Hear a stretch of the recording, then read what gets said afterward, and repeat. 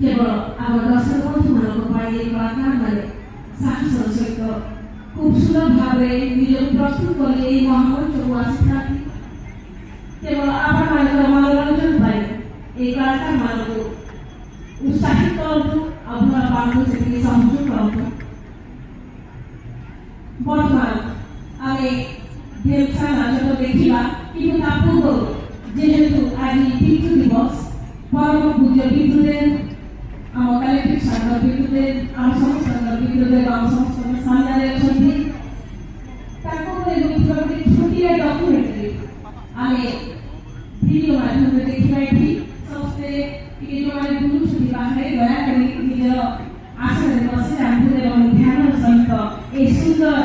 Video को देखु जीवन काल भितर केते कष्ट केते सुंदर प्रतिष्ठान सहित समस्त कार्य से संपादन करते आज बोले महान दिवस ये सुंदर भिडियो को आम देखा निश्चित भाव समस्त अनुरोध समस्त निजे निज आसन बसी ध्यान सहित ये सुंदर भिडियो को आम देखा।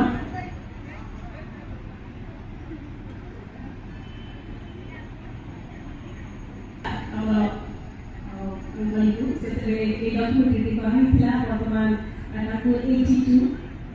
निश्चित भाव आम समस्त को भल लगे आडियो माध्यम